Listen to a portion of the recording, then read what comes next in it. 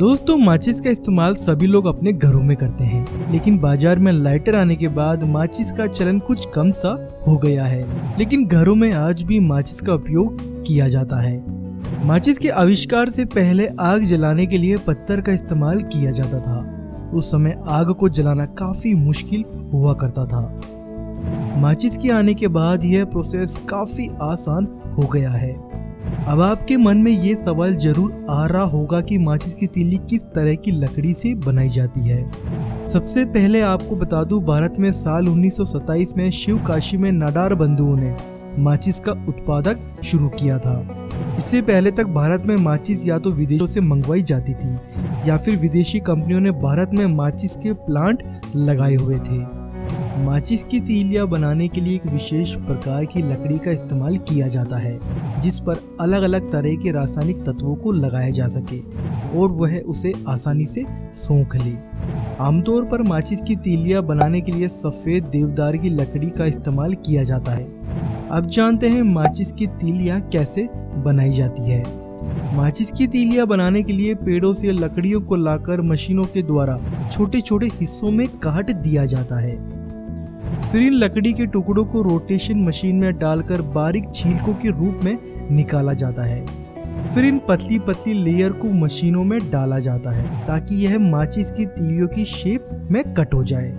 ये machine 1 minute में 10,000 तक माचिस की तीलियों को कट कर देती है। फिर इन सभी माचिस की तीलियों को इकट्ठा कर लिया जाता है।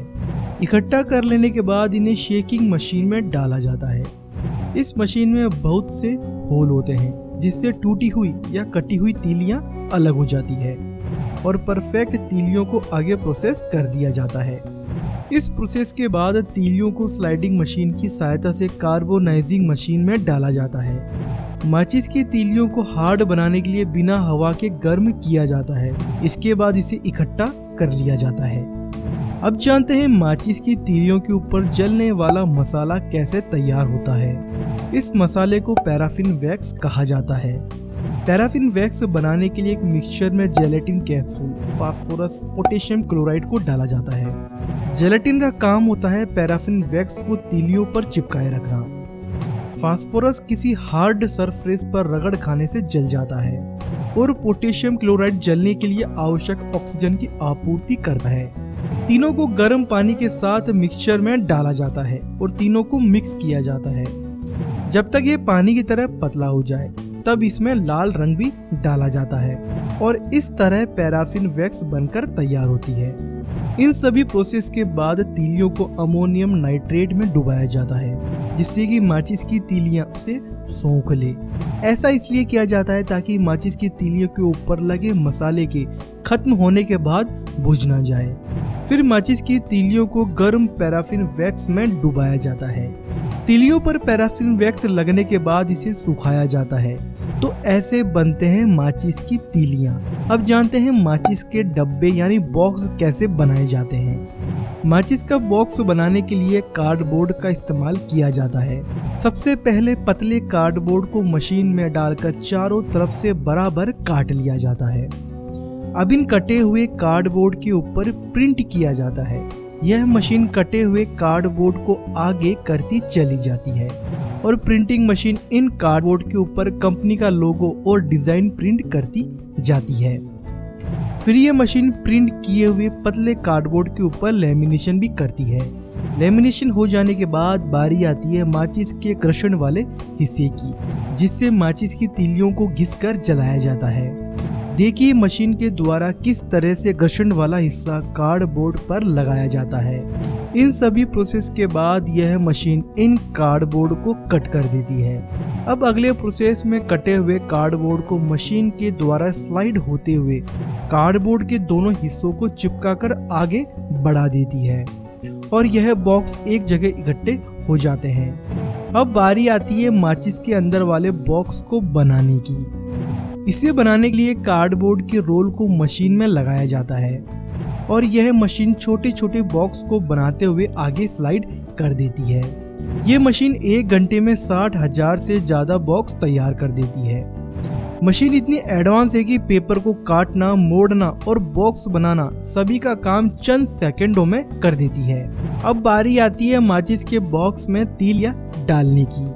तीलियों के ऊपरी सिरे पर लगे पैराफिन वैक्स को अच्छी तरह से सूख जाने के बाद एक रोलिंग मशीन की सहायता से इन तीलियों को बंडलिंग जोन में भेजा जाता है।